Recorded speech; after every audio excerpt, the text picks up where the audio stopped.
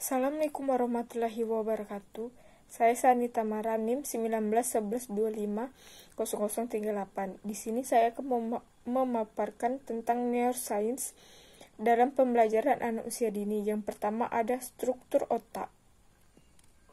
Otak merupakan bagian terpenting dalam organ tubuh manusia sebagai pusat keseimbangan, pengaturan, dan koordinasi. Sebagian besar gerak, mengenal emosi dan ingatan, serta pusat berpikir bagi manusia. Di dalam otak terdapat struktur dan fungsinya masing-masing. Otak manusia memiliki 3 bagian utama, yaitu ada otak besar, batang otak, dan otak kecil. Otak besar berfungsi untuk mengendalikan memori, berpikir, merasa, serta sebagai pusat kontrol otot dan kepribadian. Batang otak berfungsi sebagai stasiun pemancar yang terhubung dengan otak besar menuju saraf tulang belakang dan mengirim serta menerima pesan. Dan otak kecil berfungsi untuk menjaga keseimbangan gerak tubuh, koordinasi otot, dan berperan dalam melakukan tindakan cepat maupun gerakan halus. Yang kedua, otak kanan dan kiri. Perbedaan yang dirasakan manusia lebih dominan terhadap salah satu sisi otak, di antaranya ada hemisfer kiri, yaitu lebih ke ideasi bahasa, membaca, menulis, berhitung, sains atau teknologi, berpikir analitis dan rasional, sadar, logis, sistematis, dan realistis dan positif. Hemisfer kanan lebih dominan ke ideasi tanpa bahasa, musik dan lagu, idiom bahasa otomatis, perumpamaan, kebolehan konstruksi, berpikir sintesis, tidak sadar, intuitif, kreatif dan inovatif, proses kegiatan gestalt dan pengenalan muka, gambar, peta, dan lain-lain. Yang ketiga ada gelombang otak, di mana pusat vertebrata dan banyak invertebrata lainnya. Otak manusia adalah struktur pusat pengaturan yang memiliki volume sekitar 1,350 cc dan terdiri atas 100 juta sel saraf atau neuron. Otak mengatur dan mengkoordinir sebagian besar gerakan, perilaku, dan fungsi tubuh homeostatis seperti detak jantung, tekanan darah, keseimbangan cairan tubuh, dan suhu tubuh.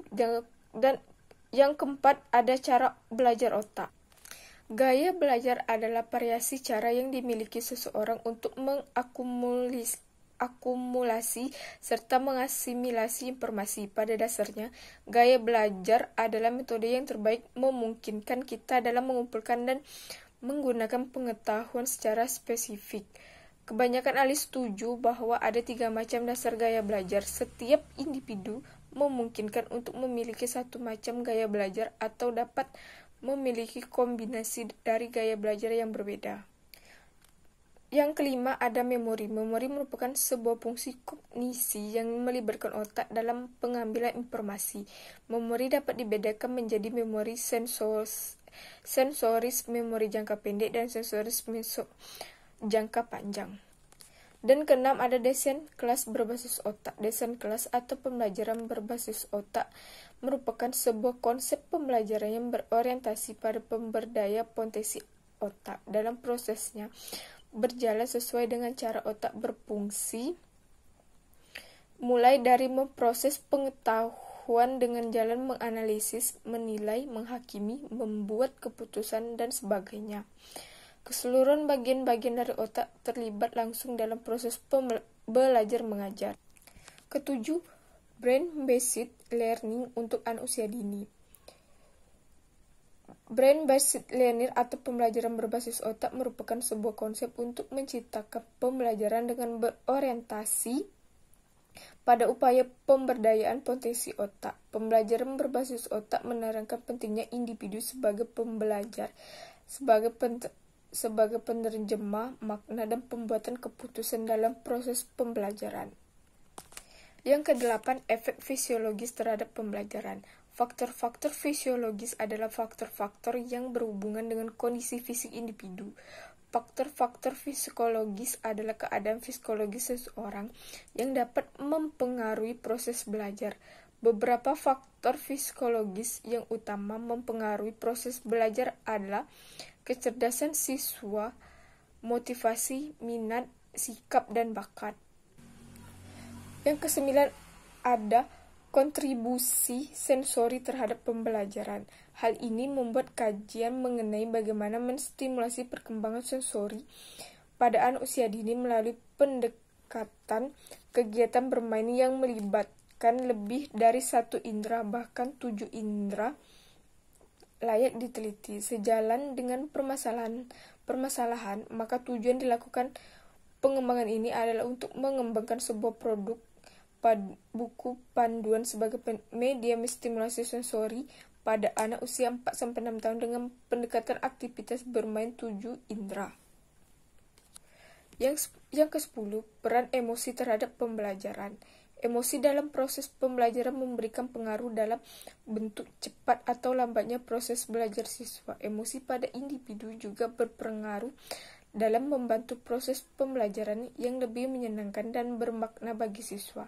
Tanpa adanya emosi, kegiatan saraf otak akan bekerja tidak optimal dan juga tidak maksimal dalam merekatkan pengetahuan dalam ingatan, sehingga hasil belajar tidak dapat dicapai dengan maksimal. Yang 11, nutrisi dan stimulus kecerdasan otak anak. Nutrisi yang diberikan untuk membuat otak selalu berkembang dan sehat, diantaranya zat pembangun atau pengatur, atau bisa disebut dengan protein, kemudian vitamin dan mineral, kalium dan natrium, serta asam lemak yang berupa DHA dan RA, serta menstimulasi otak anak sejak di dalam kandungan. Yang ke-12 ada kurikulum berbasis otak untuk anak usia dini.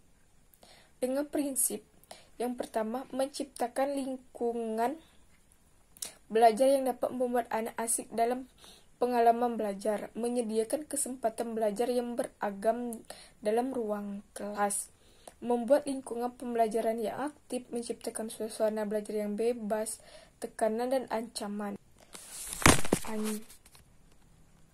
Menciptakan kurikulum yang dapat menumbuhkan minat anak dan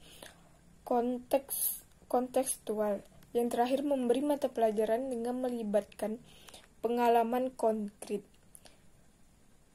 Poin ke-13 yaitu asesmen pembelajaran anak usia dini berdasarkan mekanisme kerja otak. Asesmen anak usia dini merupakan sebuah proses dan upaya sistematis untuk menilai perkembangan kemampuan anak sejak dini. Dari hasil asesmen akan bermanfaat untuk menilai bentuk pendampingan yang tepat untuk mengoptimalkan potensi anak. Otak berperan sebagai pusat kendali tubuh dan menyusun sistem saraf pusat. Sistem saraf inilah yang kemudian bekerja sama dengan sistem saraf tepi untuk memberi kemampuan manusia dalam melakukan berbagai aktivitas seperti berjalan, berbicara, bernapas hingga makan dan minum. Baiklah, itu saja penjelasan dari saya tentang neuroscience dalam pembelajaran anak. Saya akhiri, wassalamualaikum warahmatullahi wabarakatuh.